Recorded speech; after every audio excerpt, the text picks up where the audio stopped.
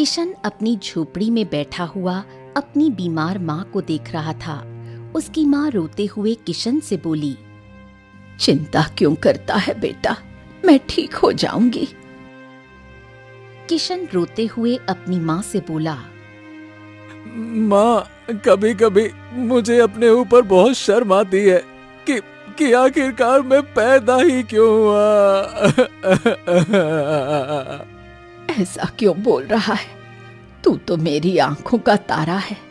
अरे, तूने कितनी कम उम्र में घर की जिम्मेदारी संभाल ली थी।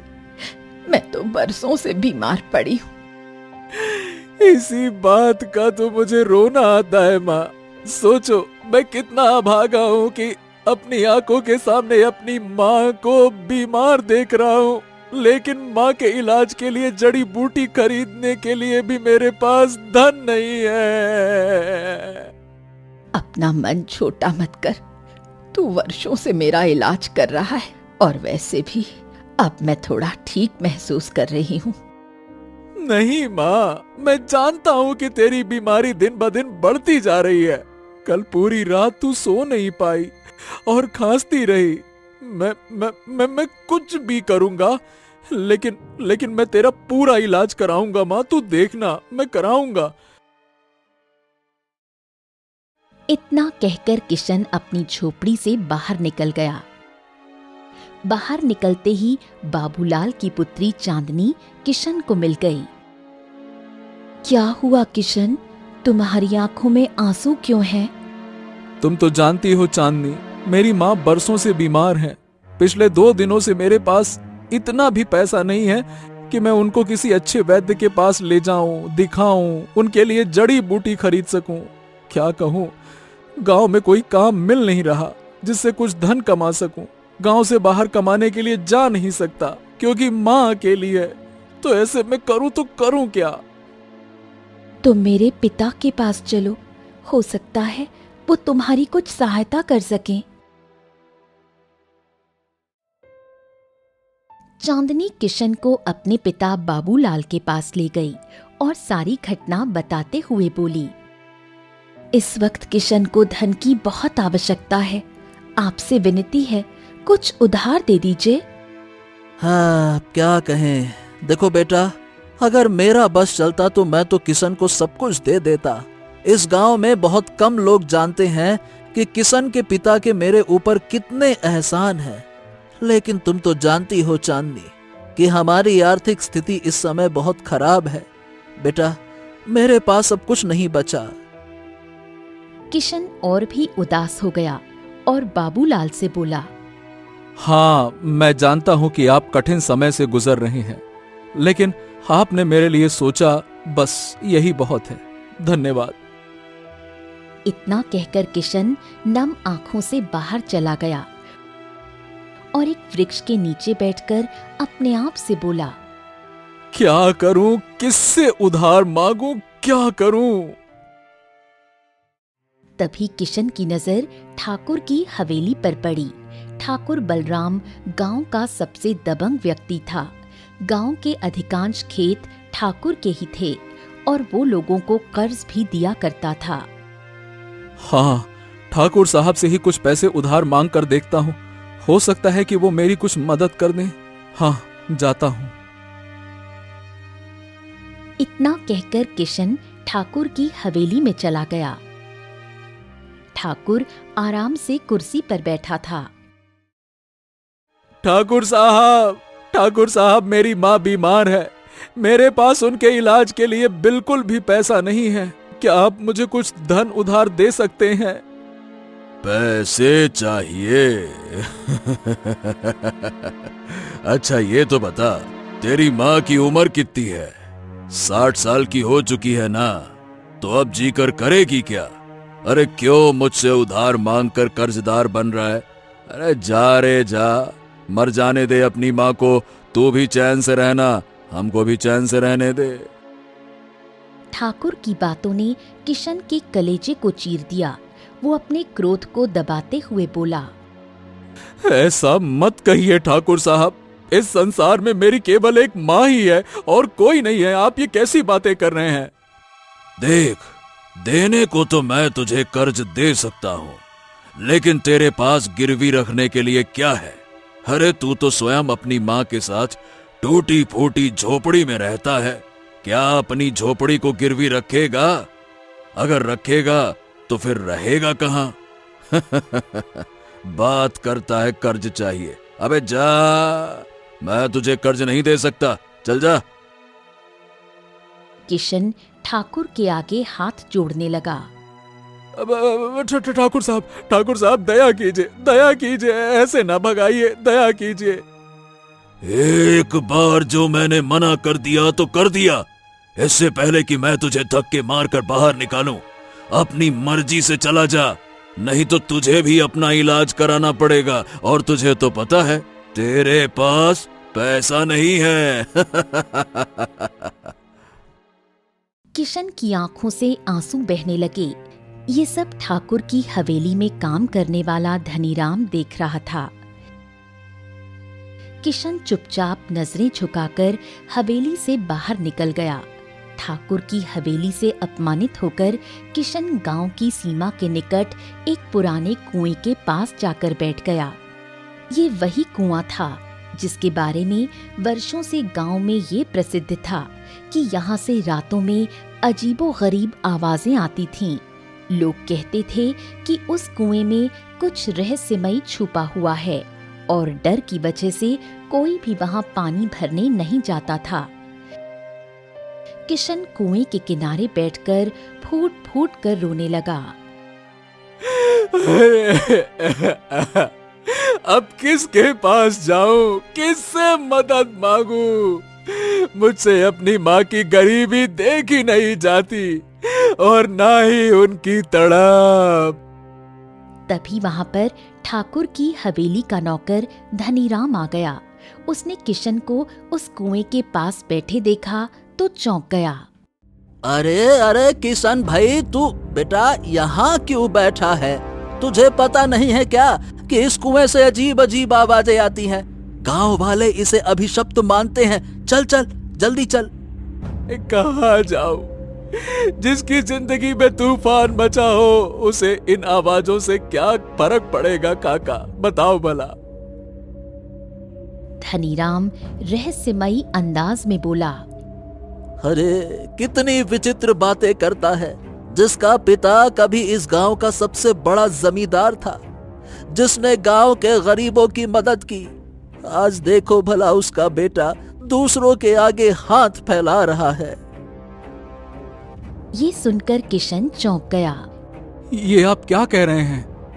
अरे तुम्हें किसी ने नहीं बताया, ना ही तुम्हारी माँ ने, क्योंकि सब ठाकुर से डरते हैं। अब इसमें ठाकुर का क्या लेना देना? सब कुछ लेना देना ठाकुर से ही है बेटा। मैं वर्षों से चुप रहा ठाकुर के डर से, पर अब मुझे किसी का डर नहीं है। तुम्हारे पिता ने मेरी जिंदगी में जो किया है ना, उसके बदले मैं तुम्हें यूं भटकते तो नहीं देख सकता। इतना कहकर धनीराम ने अपनी जेब से कुछ सिक्के निकाले और किशन के हाथ में रख दिए। ये ले बेटा, जाकर किसी अच्छे वैद्य को दिखा अपनी माँ को। उसका ठीक होना बहुत जरूरी है ना? जा। किशन भावुक होकर झुक गया और दौड़ता हुआ अपनी माँ के पास गया।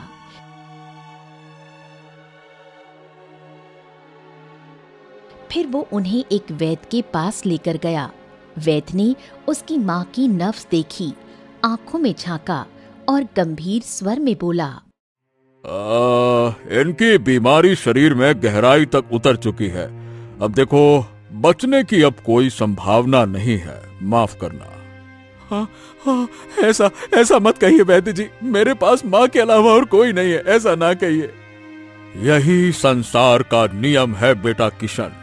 दुनिया की कोई जड़ी बूटी तुम्हारी माँ को पूरी तरह से स्वस्थ नहीं कर सकती। मैं केवल इतनी औषधि दे सकता हूं जिससे तकलीफ थोड़ी कम हो सके, बस। वैद्य ने जड़ी बूटियां दी और किशन अपनी माँ को वापस झोपड़ी में ले आया। माँ ने औषधि ली और गहरी नींद में सो गई। कुछ देर बाद किशन फिर धनीराम के घर आ पहुंचा। अरे किशन, क्या हुआ? वैद्य के पास गए थे ना? वैद्य ने कह दिया है काका कि माँ की बीमारी अब लाइलाज है। वो बस दर्द कम कर सकते हैं, बीमारी ठीक नहीं कर सकते। धनीराम की आंखों में भी आंसू आ गए। हो, हिम्मत मत हार बेटा, हिम्मत मत हार, हम सब है ना। धनीराम काका, ये बताइए, उस कुएं के पास जो कुछ आपने मुझसे कहा, उससे मेरे मन में हलचल पैदा हो गई है। क्या वो सब कुछ सच है? क्या मेरे पिता? धनीराम रहस्यमयी स्वर में किशन की आंखों में झांकते हुए बोला, तुम्हारी माँ ने शायद तुम्हारी जान की सुरक्षा के खातिर तुम्हें नहीं बताया। सुनो बेटा ध्यान से, आज जो कुछ भी ठाकुर के पास जमीन जायदाद है वो कभी तुम्हारे पिता की थी। तुम्हारी माँ तब गांव में रानी की तरह मानी जाती थी, एकदम महारानी की तरह। तुम्हारे पिता के साथ ठाकुर का दोस्ताना था, पर वो दोस्त धोखेबाज निकला। फिर क्या हुआ काका?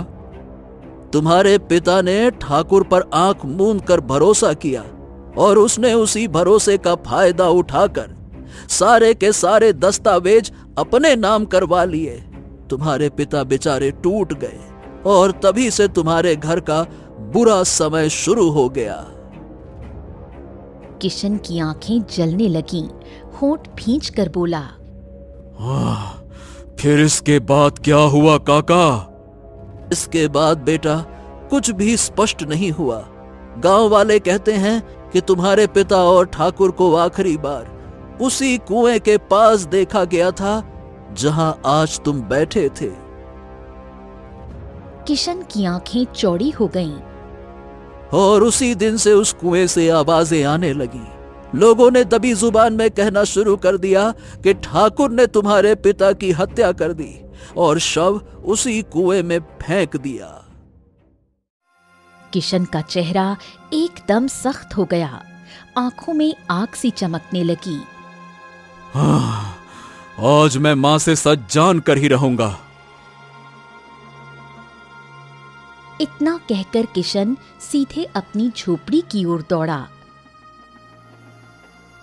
किशन ने उनका हाथ अपने सिर पर रखा और सारी घटना बताते हुए बोला, मां, सच सच बताना, धनीराम काका ने जो कहा क्या वो सच है? क्या ठाकुर की सारी संपत्ति कभी हमारे पिता की थी? सच सच बताना मां। किशन की मां फूट फूट कर रोने लगी और कांपते स्वर में बोली, ये सच है बेटा। अगर तू मेरा हाथ अपने सिर पर नहीं रखता तो शायद मैं तुझे कभी सच्चाई नहीं बताती। अरे तो फिर अब तक आपने मुझे क्यों नहीं बताया मां? क्यों क्यों क्यों? इतनी सारी संपत्ति के मालिक होने के बावजूद मैं गरीबी में क्यों पला? तेरे इलाज के लिए दूसरों के खेत में मजदूरी की, अपमान सहा। अरे ठाकुर ने मुझे क्या कहा पता है? क्या कहूं? इतने वर्ष क्यों चुप रही मां, क्यों? बेटा, ठाकुर एक दबंग स्वभाव का व्यक्ति है। जब उसने तेरे पिता के साथ बेईमानी की, जब उसने सादे कागज पर उनके जाली हस्ताक्षर करके सारी संपत्ति हड़प ली थी, तब ऐसा नहीं था कि तेरे पिता डर के मारे चुप हो गए थे। मामला राजमहल तक पहुंचा था। राजा विक्रम उस समय नया नया राजा बना था। वो खुद गांव आया था, पर उसने उल्टा तेरे पिता को ही दोषी ठहरा दिया, क्योंकि वो मानता था कि इतने असली दिखने वाले हस्ताक्षर कोई और नहीं कर सकता, और ठाकुर के दबदबे के कारण किसी ने भी उसके खिलाफ गवाही नहीं दी।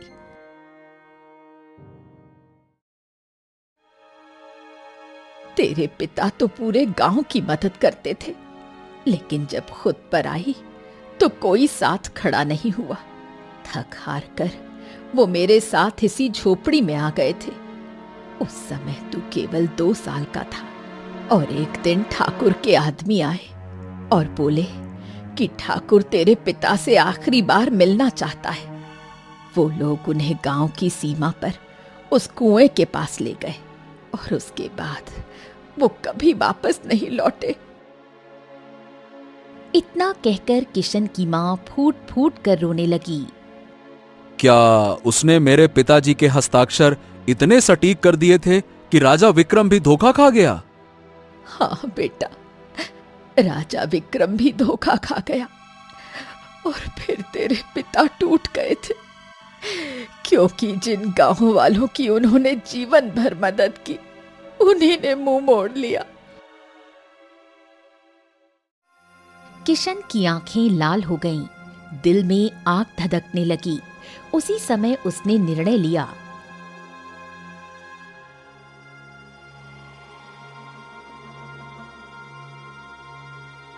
अगली सुबह वो ठाकुर की हवेली में जा पहुंचा। अरे तू फिर आ गया मुंह उठाकर। मैंने तुझसे कहा था ना कि तुझे कर्ज के रूप में एक फूटी कौड़ी भी नहीं मिलेगी। चल निकल जा यहाँ से। मुझे सब कुछ सच पता चल चुका है ठाकुर। तूने मेरे परिवार के साथ जो अत्याचार किया उसकी कीमत तुझे अब चुकानी पड़ेगी। तू जिस हवेली में बैठा है वो मेरे पिता की है। ये गांव की सारी संपत्ति वो भी मेरे पिता की है। तूने धोखे से सब कुछ छीना है और फिर तूने उनकी हत्या भी कर दी। ओ हो, तो मालूम चल गया। दूध के दांत टूटे नहीं और आ गया शेर से भिड़ने। अरे मेरा तो तेरा बाप भी कुछ नहीं उखाड़ पाया, तो तू क्या उखाड़ेगा बे? लेकिन इस गुस्ताखी की सजा तुझे जरूर मिलेगी। आज के बाद तू गांव के किसी कुएं या तालाब से पानी नहीं ले सकेगा। अगर किसी ने तुझे पानी दिया तो मैं उसे छोड़ूंगा नहीं। इतना बोलकर ठाकुर अपने नौकर की ओर देखने लगा। ओए चल रे, इसको धक्के मारकर हवेली से बाहर निकाल। किशन को धक्के देकर बाहर निकाला गया। गांव में ऐलान करवा दिया गया कि कोई भी किशन को पानी नहीं देगा। लोग ठाकुर से डरते थे, सो सबने चुप्पी साध ली। उस दिन के बाद किशन जहां भी पानी भरने जाता, ठाकुर के आदमी वहां पहुंच जाते। कोई भी किशन को पानी नहीं देता। किशन सूखे गले और पसीने से तर शरीर के साथ अपनी झोपड़ी आ पहुंचा। वहां उसकी मां तड़प रही थी। बेटा, यही कारण था कि मैं तुझे कुछ नहीं बताना चाहती थी। ठाकुर इतना निर्दयी है और गांव वाले इतने डरपोक। मैं जानती थी कि तू कुछ न कर सकेगा। नहीं मां, तू चिंता मत कर, मैं तेरे लिए पानी लेकर आऊंगा। बेटा, कहां से लाएगा? ठाकुर ने मना किया है। मैं उस कुएं से लाऊंगा मां, जहां कोई नहीं जाता। गांव की सीमा पर जो कुआं है ना, जहां से विचित्र आवाजें आती हैं, मैं वहां से लेकर आऊंगा। इतना कहकर किशन बाल्टी उठाकर सीधे उस अभिशप्त कुएं की ओर बढ़ गया।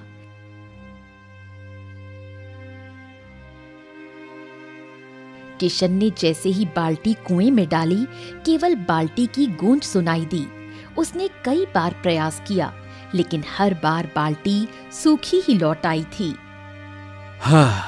आखिर इस कुएं में से पानी क्यों नहीं निकल रहा? किशन कुएं के भीतर झांकते हुए चिल्लाने लगा। तभी दूर एक पुराने वृक्ष की जड़ पर तपस्या में लीन साधु की आंखें खुल गईं। उसकी तपस्या भंग हो चुकी थी। वो क्रोधित होकर उठ खड़ा हुआ और तेज कदमों से किशन के पास आकर बोला, मूर्ख, तेरी वजह से मेरी वर्षों की तपस्या भंग हो गई। मैं तुझे श्राप दे दूंगा।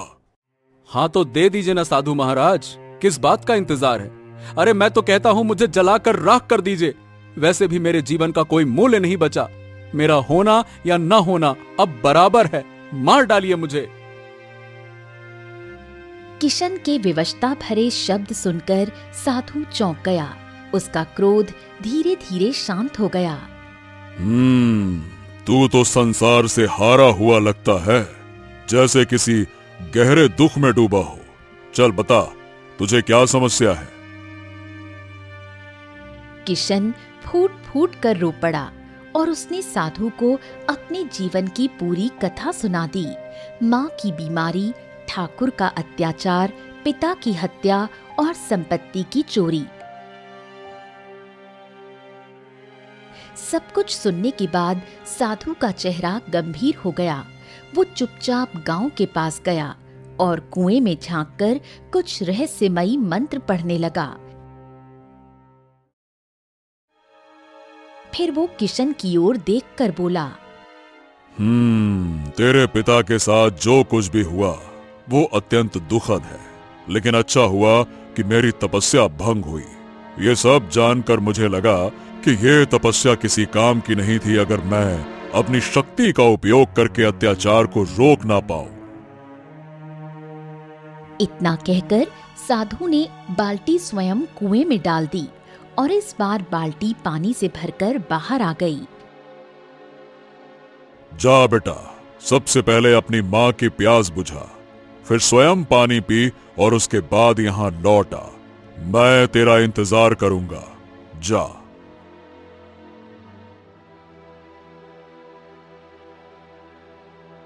माँ प्यास से बेहाल पड़ी हुई थी। किशन ने जैसे ही उन्हें पानी पिलाया तभी माँ की आंखें चमक उठीं और उनके शरीर से दर्द जैसे गायब हो गया। मुझे ऐसा लग रहा है जैसे मेरे शरीर में कभी कोई बीमारी थी ही नहीं। मैं तो बिल्कुल स्वस्थ हूँ। हाँ, लगता है ये साधु महाराज का चमत्कार है माँ। किशन ने स्वयं भी पानी पिया और फिर उसी क्षण साधु के पास लौट गया।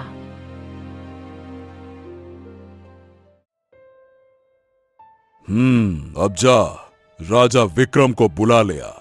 उससे कहना कि एक साधु वर्षों की तपस्या के बाद न्याय के लिए उसकी प्रतीक्षा कर रहा है। वो घने वृक्ष के नीचे इस कुएं के पास बैठा है। जा, बुला ले आ। अरे परंतु महाराज, वो मेरे कहने पर क्यों आएंगे भला? वो अवश्य आएगा, क्योंकि वो साधुओं का बहुत सम्मान करता है। जा, बुला ले आ तू। किशन ने एक बार भी नहीं सोचा, वो सीधे राज्य की ओर बढ़ गया।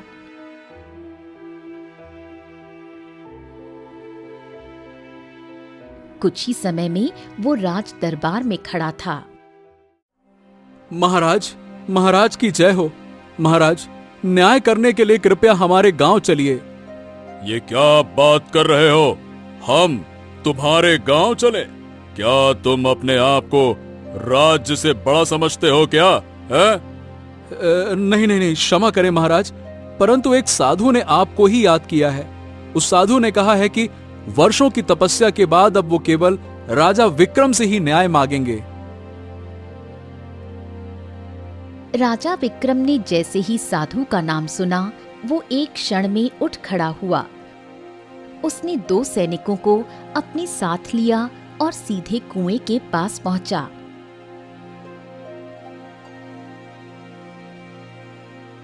जहां साधु पहले से उसका इंतजार कर रहा था। कैसे हो राजा तुम? बरसों पहले तुम्हारे अन्याय की वजह से इस बेचारे को कितनी तकलीफों का सामना करना पड़ा। इतना धनवान होने के बाद भी इसका बचपन गरीबी में बीता, जवानी मजदूरी में बिखर गई। क्या तुम इसका कल वापस ला सकते हो? साधु महाराज, आप ये कैसी बातें कर रहे हैं? मैंने तो कोई अन्याय नहीं किया। महाराज, बरसों पहले आप इसी गांव में न्याय करने के लिए आए थे, जब आप नए नए राजा बने थे। उस समय मेरे पिता ने आरोप लगाया था कि उनके मित्र ठाकुर ने जाली हस्ताक्षर करके उनकी सारी संपत्ति हड़प ली, लेकिन ठाकुर ने पलट कर कहा था कि मेरे पिता झूठ बोल रहे हैं, और गांव वालों ने भी डर की वजह से ठाकुर का साथ दिया और आपने मान लिया, जबकि सच्चाई मेरे पिता के पक्ष में थी। क्या नाम था तुम्हारे पिता का? सुखदेव। हाँ, मुझे याद आ गया। लेकिन उस समय तो किसी भी गांव वालों ने तुम्हारे पिता की ओर से गवाही नहीं दी थी, क्योंकि वो सब डरते थे। जाओ, ठाकुर को बुलाओ, फैसला यहीं पर होगा। राजा विक्रम ने सैनिकों को आदेश दिया। जाओ, ठाकुर को तुरंत यहाँ लेकर आओ। और किशन से कहा, और किशन, जाओ तुम अपनी माँ को भी यहाँ पर लेकर आओ।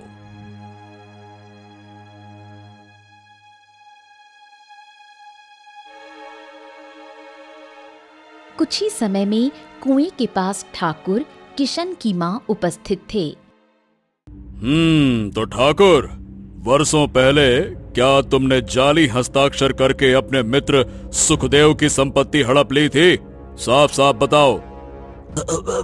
महाराज, ये सब झूठ है। उन बातों को तो कई बरस बीत चुके हैं।